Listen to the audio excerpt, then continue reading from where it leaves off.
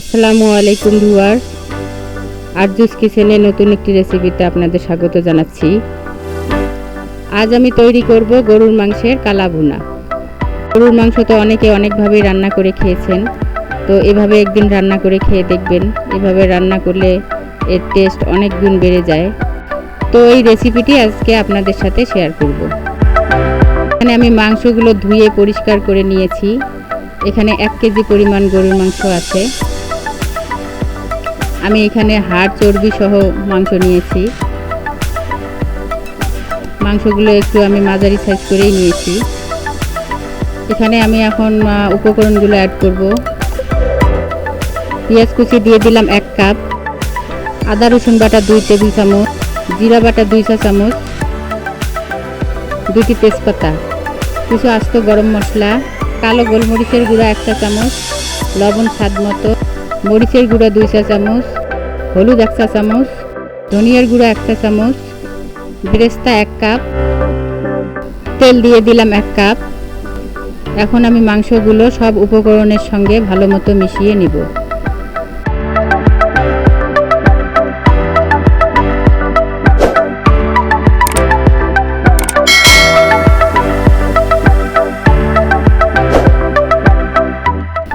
মশলাগুলো ভালো করে মাংসের সঙ্গে মেশাতে হবে।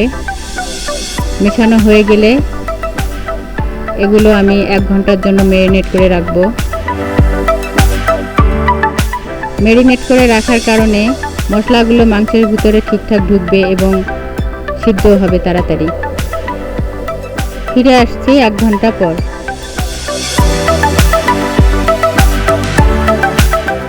ফিরে এলাম 1 ঘন্টা পর। আমি চুলায় মাংস বসিয়ে রান্না করতে থাকব।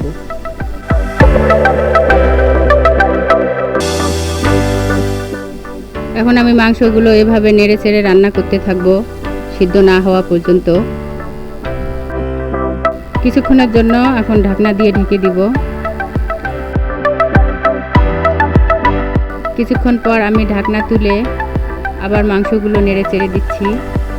মাংসগুলো থেকে যে পানি বের হয়েছিল সে পানিগুলো শুকিয়ে এরকম হয়েছে। এখন আবার ঢেকে দিব।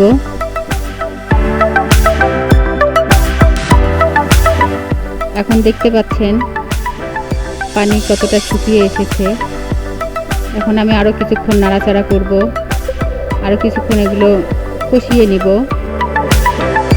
এখন আবারও ঢেকে দিব।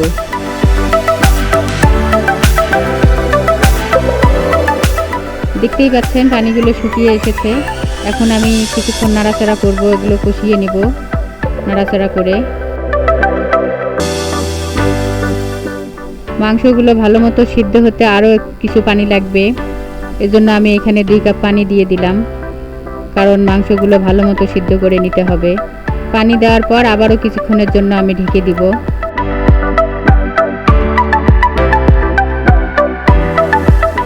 আবারও ঢাকনা তুলে আমি মাংসগুলো নেড়ে চেড়ে দিব।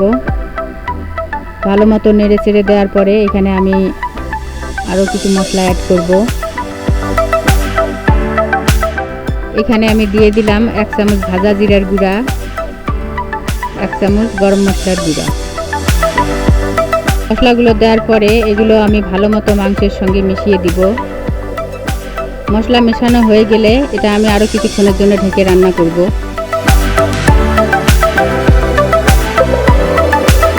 এ পর্যায়ে আমি মাংসটা নাড়াচাড়া করে ভালো মতো কষিয়ে নেব। কিছুক্ষণ কষিয়ে নেওয়ার পরে এখানে আমি একটা বাগার দিব। সেজন্য অন্য একটি পাত্রে 1 কাপ সরিষার তেল, 5-6টি শুকনা মরিচ, 1 চামচ রসুনের কুচি কিছুক্ষণ ভেজে নেব।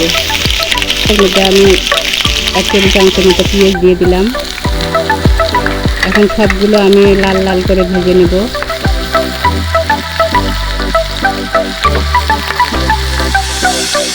লাল লাল করে ভেজে নেওয়ার পরে এগুলো আরও একটু হবে, আর একটু লাল করতে হবে।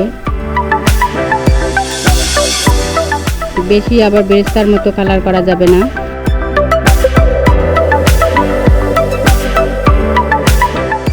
একটু লাল লাল করে ভেজে নিয়ে আমি এগুলো মাংসের মধ্যে ঢেলে দেব। কালা ভুনার ক্ষেত্রে এই বাগারটা খুবই গুরুত্বপূর্ণ।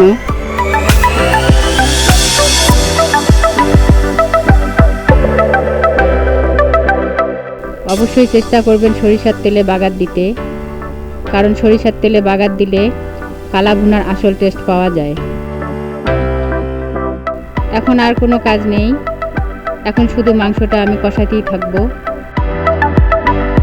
কষাতে কষাতে মাংসের রং কালো করে ফেলতে হবে। যতক্ষণ পর্যন্ত কালা ভুনার আসল কালার আসেনি ততক্ষণ পর্যন্ত আমি এই মাংসগুলো কষিয়ে নিব।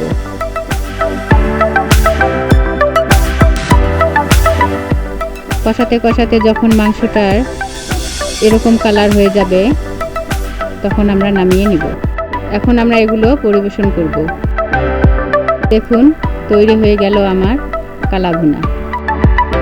দেখুন কালা ভুনার কালারটা মাশাআল্লাহ কত সুন্দর হয়েছে। আপনারা যারা গরুর মাংসের কালা ভুনা খেয়েছেন তারা তো অবশ্যই জানেন এটি কতটা মজা ও টেস্টি হয়। আর যারা এখনও খাননি তারা অবশ্যই বাসায় রান্না করে খেয়ে দেখবেন।